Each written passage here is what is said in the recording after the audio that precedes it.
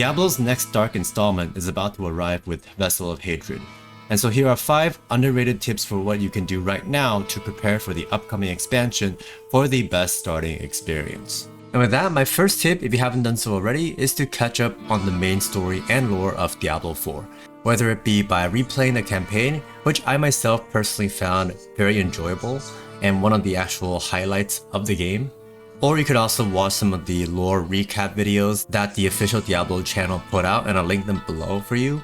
And there are plenty of articles online that you could also read up on as well. And even if you're not necessarily the most into the story, do note that in order to actually get into the endgame content of Vessel of Hatred and do all the open world stuff, you actually do have to do a mandatory playthrough of the new campaign at least once. And so I do think that at least having some idea of what the original Diablo 4 story was, perhaps you're even jumping into Vessel of Hatred without really even playing Diablo 4's campaign, having that bit of context and understanding can potentially make for a more enjoyable playthrough. And next, for tip number 2, we have updating yourself on some of the new and upcoming features, including runes, rune words, new skills for each class. Of course, there's a new class as well.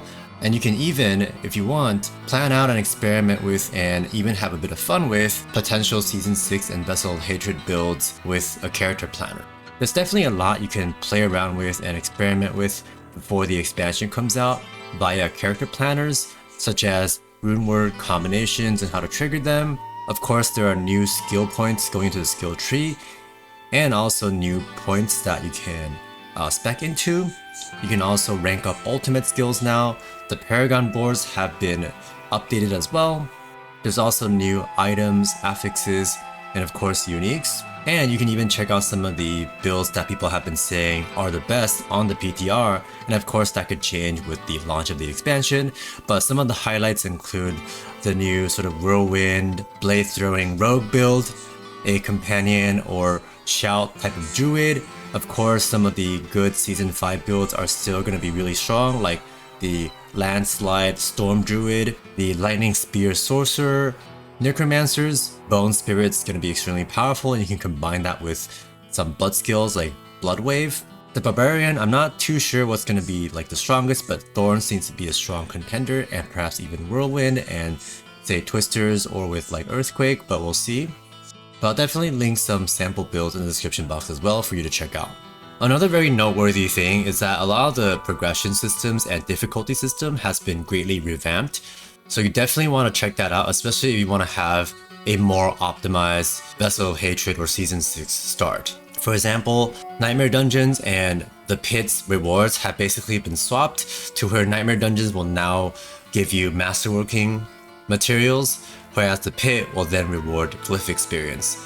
And there have also been a few changes to itemization, to where ancestral items are a bit more rare, but they always come with a greater affix, and so on and so forth. And with Vessel of Hatred, there's also going to be like this Undercity type instance, which supposedly will be great for leveling up and also sort of target farming certain items as well. So be sure to pay close attention to that upcoming system too. Moving on to tip number 3, there's actually a way to sort of deck out your characters even before the expansion launches, and that is via cosmetics, which includes various types of mounts, being a lot of the horses that you can collect throughout Sanctuary, the trophies as well, a lot of them drop randomly or drop from like certain bosses or tormented bosses, and also armor and weapon appearances, right, which can, whenever you collect a new unique, say even on different classes, and salvage them, you can collect new appearances of those weapons and armor pieces as well. So if you haven't done that already, now might be a good time to do so. And there are also a lot of sort of hidden cosmetics, such as trophies, that can be attained from doing certain achievements in the game. And so I'll link a video below that I did a while ago regarding some of the more obscure, yet not necessarily very hard to get, cool cosmetics like mount trophies and stuff that you can actually get just by completing some simple tasks.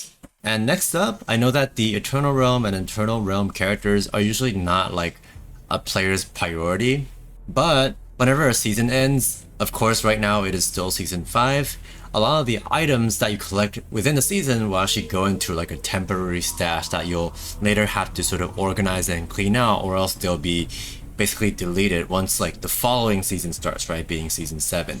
So they'll still be there during Vessel of Hatred in season 6, but you'll still have to take some time during season 6 to organize them in order to not lose them, right? And of course, with the new expansion, there's like a new level cap, and according to the PTR, a lot of the old items, or in fact, I think all of the old items will actually become legacy items, at least the gear, right? Not like the gems and stuff.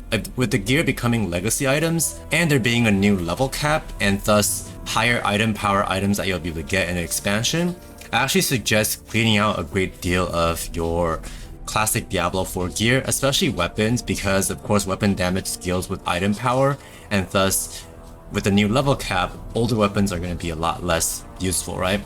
Of course, if you have nostalgia and want to keep certain items that are meaningful to you, do that by all means. But personally, I'm going to be throwing away a lot of the older stuff that are unlikely going to be used with Vessel of Hatred, raising the level cap and introducing new and better items.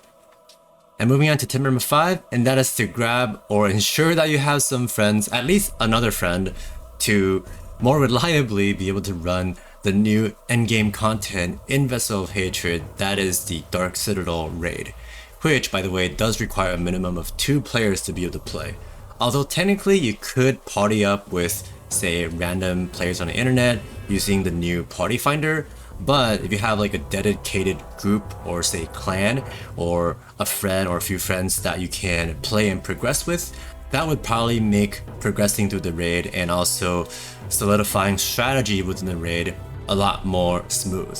So go out and make some friends, guys. And by the way, this new Dark Citadel raid, although not technically like completely mandatory to do, it does come with the benefit of being a great place to get or farm the new retempering manual, right? Which is because people had trouble with like bricking items when reaching the tempering limit, of course. But with this manual of retempering that, again, you can much more easily compared to other pieces of content get from the raid, it might be very much worth doing just for that. Alright, and those are just a few simple things that I will be and that you can also consider doing to prepare for the upcoming launch of Vessel of Hatred. Let me know what you think in the comment section below, whether you have anything to add, and also do let me know what you're the most excited about going into Vessel of Hatred, and I'll be sure to reply to all your comments as well. And with that, thank you so much for watching, consider subscribing for more cutting edge tips, and I will catch you in the next one. Peace.